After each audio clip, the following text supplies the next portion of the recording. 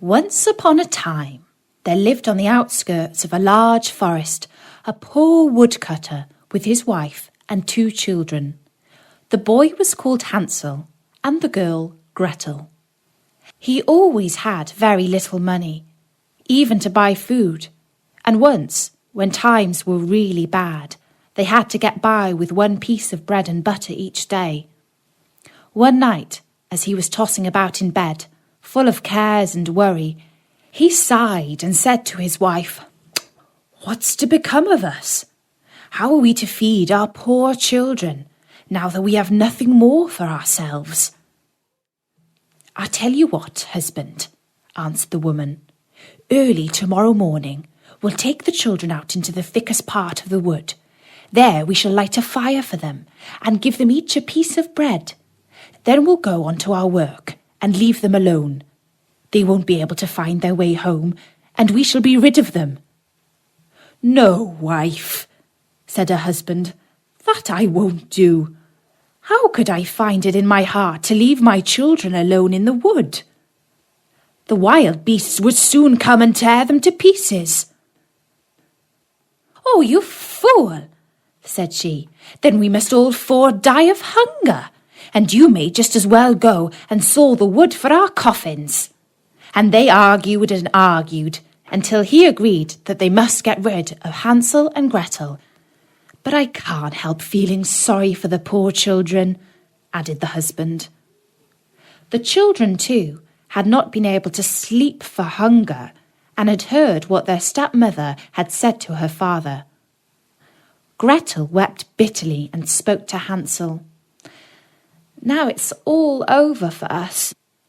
"No, no, Gretel," said Hansel. "Don't worry. I'll find a way to escape. No fear." And when the parents had fallen asleep, he got up, slipped on his little coat, opened the back door, and crept out.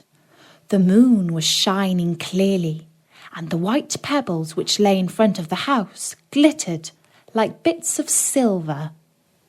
Hansel bent down and filled his pocket with as many of them as he could cram in.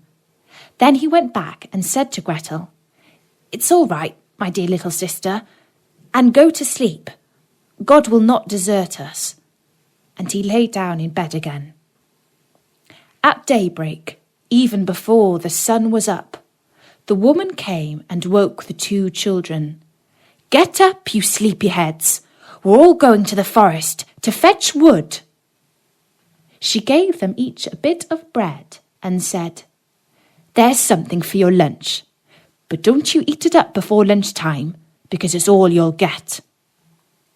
Gretel took the bread under her apron, as Hansel had the stones in his pocket. Then they all set out together on the way to the forest. After they had walked for a little, Hansel stood still and looked back at the house, and all the while he kept on holding back again and again. His father observed him and said, "Hansel, what are you gazing at there? And why do you always remain behind? Take care and don't lose your way." "Oh, father," said Hansel, "I'm looking back at my white kitten, which is sitting on the roof, waving me bye-bye."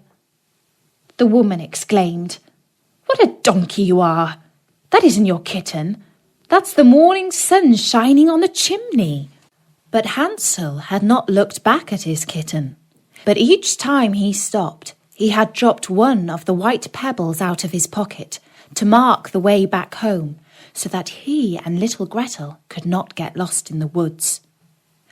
When they had reached the middle of the forest, the father said, "Now, children, go and fetch a lot of wood, and I'll light a fire that you may not feel cold."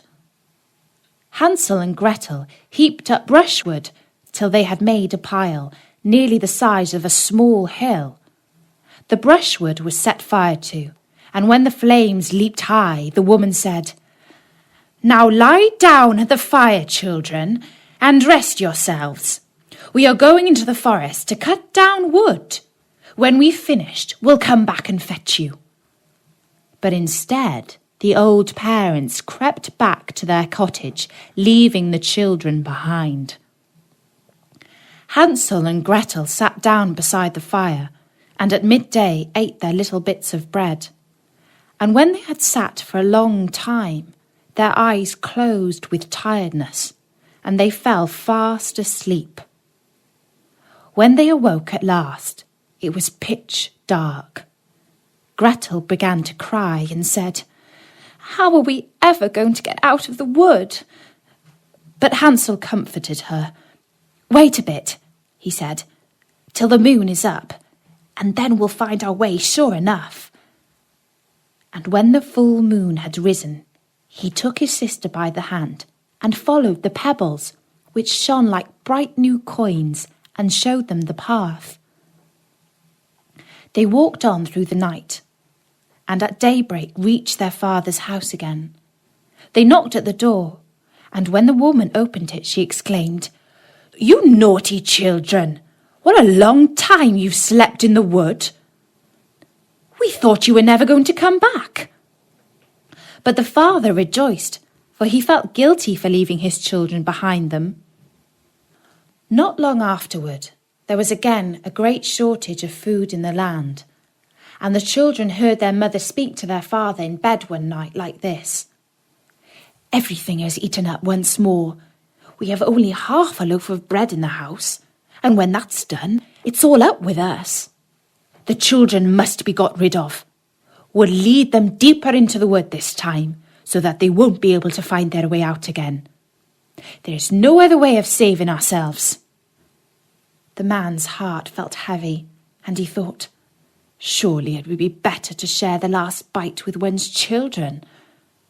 But his wife wouldn't listen to his arguments, and they quarrelled for a long time until the old man finally agreed that the children had to be got rid of, although he was very sad about it. But the children were awake and had heard the conversation. When the old people were asleep, Hansel got up and wanted to go out and pick up pebbles again, as he had done the first time, but the woman had barred the door, and Hansel couldn't get out. But he consoled his little sister and said, "Don't cry, Gretel, and sleep peacefully, for God is sure to help us." At early dawn, the woman came and made the children get up. She gave them their bit of bread, but it was even smaller than the time before. On the way to the wood, Hansel crumbled it in his pocket, and every few minutes he stood still and dropped a crumb on the ground. "Hansel, what are you stopping and looking about you for?" said the father. "I'm looking back at my little pigeon, which is sitting on the roof waving me farewell," answered Hansel. "Fool!" said the wife. "That isn't your pigeon. It's the morning sun glittering on the chimney." But Hansel gradually threw all his crumbs on the path. The woman led the children still deeper into the forest, farther than they had ever been in their lives before. Then a big fire was lit again, and the mother said, "Just sit down there, children, and if you're tired you can sleep a bit. We're going into the forest to cut down wood, and in the evening when we're finished we'll come back to fetch you." At midday, Gretel divided her bread with Hansel, for he had strewn it all along their path. Then they fell asleep, and evening passed away, but nobody came to the poor children. They didn't wake till it was pitch dark, and Hansel comforted his sister, saying, "Only wait, Gretel, till the moon rises. Then we shall see the breadcrumbs I scattered along the path. They will show us back to the house." When the moon appeared, they got up, but they found no crumbs, for the thousands of birds that fly about the woods and fields had picked them all up. "Never mind," said Hansel to Gretel. "You'll see we'll find a way out." But all the same they did not. They wandered about the whole night, and the next day from morning till evening, but they could not find a path out of the wood. They were very hungry too, for they had nothing to eat but a few berries they found growing on the ground. and at last they were so tired that their legs refused to carry them any longer. So they lay down under a tree and fell fast asleep. On the third morning, after they had left their father's house, they set about their wandering again, but only got deeper and deeper into the wood. And now they felt that if help did not come to them soon, they must perish. At midday, they saw a beautiful little snow-white bird sitting on a branch, which sang so sweetly that they stopped still and listened to it. And when its song was finished, it flapped its wings and flew on in front of them. They followed it and came to a little house, on the roof of which it perched. And when they came quite near, they saw that the cottage was made of bread and roofed with cakes, while the window was made of transparent sugar. "Now we'll tuck in," said Hansel, "and stuff our faces with the food. I'll eat a bit of the roof, and you, Gretel, can eat some of the window, which you'll find a tasty little snack."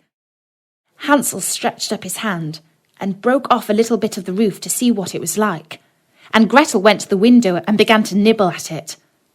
At that moment, a shrill voice came out from the room inside. "Nibble, nibble, little mouse, who's nibbling at my house?" The children answered, "'Tis heaven's own child, the tempest wild," and went on eating, for they were ever so hungry, and Hansel in particular had rather bad manners. He was thoroughly enjoying eating the roof, and tore down a big bit of it, while Gretel pushed out a whole round window pane and sat down the better to enjoy it. Suddenly the door opened, and an ancient woman was leaning on a stick hobbled out.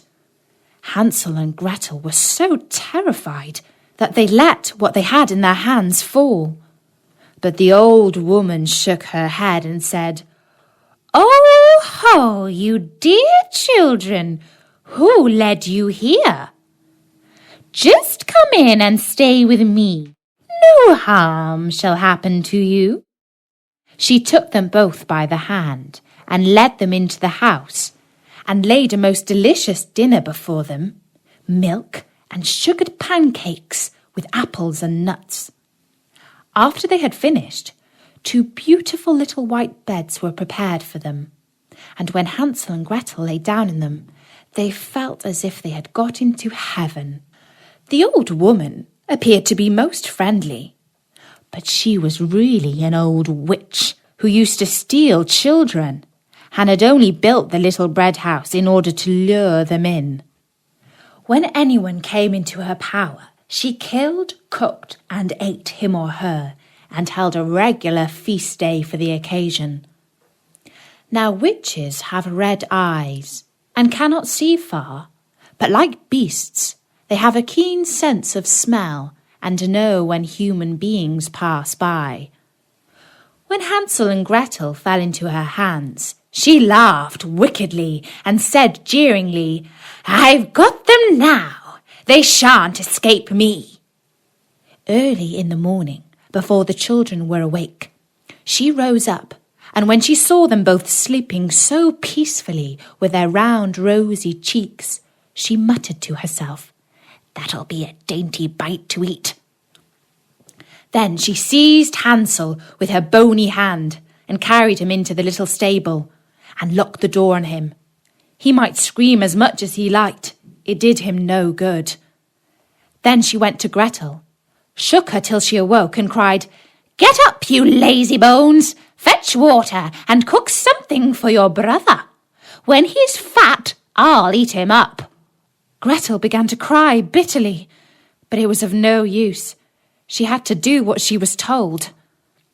So the best food was cooked for poor Hansel, but Gretel got nothing but crab shells. Every morning the old woman hobbled out to the stable and cried, "Hansel, put out your finger that I may feel if you are getting fat." But Hansel always stretched out an old bone, and the old dame, whose eyes were dim, couldn't see it, and thinking always it was Hansel's finger, wondered why he fattened slowly.